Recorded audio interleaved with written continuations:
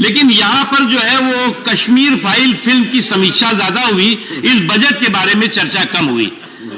मैं समझ सकता हूं इनकी समस्या, क्योंकि इस कश्मीर फाइल ने कई परिवारों और कई पार्टियों के गुनाहों की दबी हुई फाइल खोल दी है।